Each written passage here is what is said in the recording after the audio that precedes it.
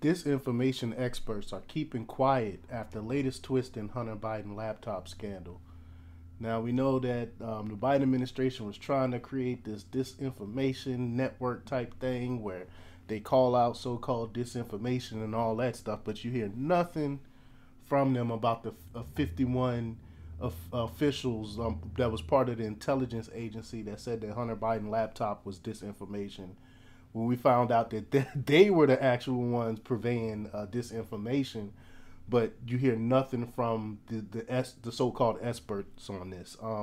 But before we get started, go ahead and hit that like button, share this out so we can get this information out there. Subscribe if you're not already a subscriber, and hit that alarm bell so you know when I'm putting out new stuff. Also, check out my link tree in the description. It has a link to my Patreon where I talk about things I can't talk about here. There's also a link to my Instagram and my merch store where I have I Will Not Comply t-shirts as well. So check those out. All right, let's talk about this news. Experts on disinformation are staying silent after news broke that the Biden campaign prompted a letter signed by 51 intelligence officers that cast doubt on the Hunter Biden laptop story ahead of the 2020 presidential election. Now, former CIA Deputy Director Michael Morrell testified to the House Judiciary Committee that the letter, which likened the laptop story to Russian disinformation operation, was, quote, triggered by conversations with Biden campaign senior advisor and now Secretary of State Anthony Blinken. I mean, we're seeing his name everywhere these days when it comes to Biden and his corruption campaigns. But several groups and individuals dedicated to studying and exposing so-called disinformation did not respond to the Daily Caller News Foundation's repeated requests for comment about whether the campaign partook in misinformation practices and whether or not people should be skeptical of previous attempts to suppress the story. I mean, of course, because they would have to throw the intelligence community under the bus, and the disinformation so-called experts would never do anything like that because they're controlled by the intelligence network. They are the ones that are actually putting out the disinformation. But, quote, Joe Biden, or perhaps more accurately, Joe Biden's handlers, organized one of the biggest election year disinformation campaigns since Hillary Clinton's absurd attempt just a few years earlier.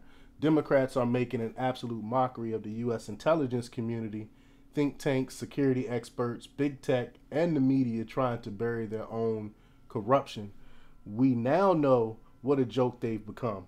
American Accountability Foundation President Tom Jones told the Daily Caller News Foundation, quote, the silence of so-called disinformation experts roped them into the clown show as well. When these elites wonder why the American people don't trust them anymore, perhaps they should look in the mirror. And that's the thing. That's why most people nowadays, they don't trust anything that's coming out of government, and rightfully so. We have no reason to trust government because we know what's really going on with all the corruption and backdoor deals and silencing of voices and everything that's coming out of the government. But Joan Donovan, Harvard University's Shorenstein Center on Media, Politics, and Public Policy Research Director and head of the Technology and Social Change Project about media manipulation, was quick to question the story's sourcing on a Harvard Kennedy School podcast on election night in 2020. She said the project stinks of tradecraft and drop.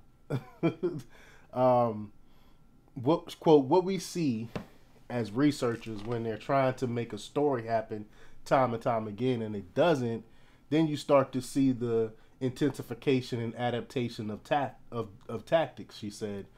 She goes on to say, so we pretty much expect more and different styles of attack, including a leak. But what's really suspicious about it is you've got someone with millions of dollars. He can't afford Geek Squad at Best Buy to come to his house for the laptop that he's evidence of crimes on. I mean, it's really hard to believe.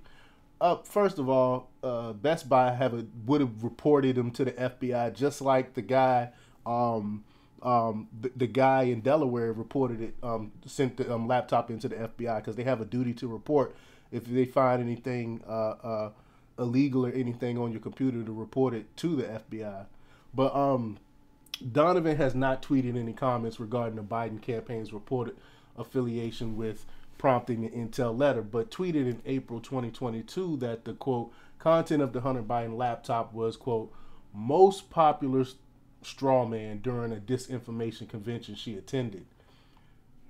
Nina Jankowicz, and y'all know I've done several videos on her, who was lined up to head the Department of Homeland Security's Disinformation Governance Board, um, but resigned after online criticism, and I was one of them. One of the people that was criticizing her also made several comments downplaying the laptop story. She told the Associated Press in October 2020 that the laptop may not have belonged to Hunter Biden and that it should be viewed as a Trump campaign product, and shared a New York Times article on Twitter that she said cast yet more doubt on the purveyance of the New York Post Hunter Biden story. Jankowicz did not respond, of course, to the Daily Caller News Foundation asking about the testimony. And Donovan responded that she is out of office for the week and would respond when available. Several other groups intended to ward off disinformation, so-called, have also not made statements regarding the committee's findings, nor responded to DCNF's request for comment. Neither the Global Disinformation Index, which rated the New York Post as one of the riskiest news sites in 2022, nor the Atlantic Council's Digital Forensics Research Lab, which found that Fox News is dedicated more coverage to the Biden laptop story than CNN or MSNBC, addressed the latest update. I mean, they wouldn't. I mean, because they got egg on their face. But, quote, the piece you're referring to is a case study that clearly compares two events, Biden laptop and WikiLeaks, not a judgment on the veracity or politics of either incident, Richard Davison, Atlantic Council Director of Strategic Communication, told DCNF. The Atlantic Council, and by extension the Digital Forensics Research Lab, DFR Lab, are nonpartisan and take no institutional positions. The DFR Lab stands by its work producing timely research, driving policy change, and building a global coalition dedicated to ensuring human rights, transparency, and accountability in our global information ecosystem. Aspen Digital, who's an arm of the Aspen Institute, conducted a working group for academics, social media companies, and journalists in September 2020 about how to respond to potential, quote, hack and dump of information and use leaked Hunter Biden emails as the given scenario, the Washington Free Beacon reported. The workshop was attended by First Draft News, which did not respond, of course, to DCNF's request for comment.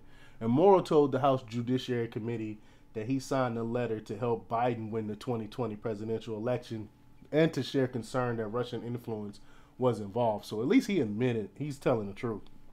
The committee wrote to Blinken on April 20th that it's, quote, apparent that the Biden campaign played an active role in the origins of the public statement, which had the effect of helping to suppress the Hunter Biden story and preventing American citizens from making a fully informed decision during the 2020 presidential election. It was basically an in-kind donation by the intelligence community. That's exactly what that letter was.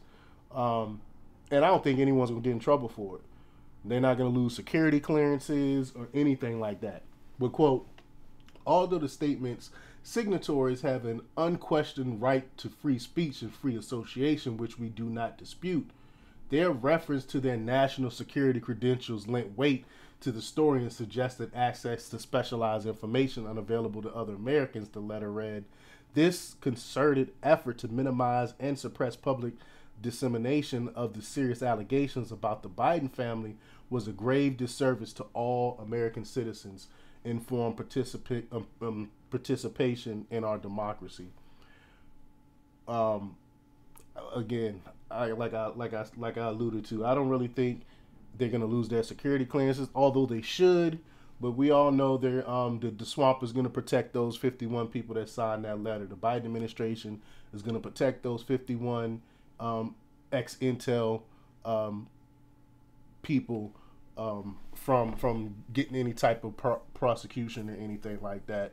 But let me know what you think. Leave your comments down below. Like, share, and subscribe. And check out democrepublics.com for the latest in news. Until next time, peace.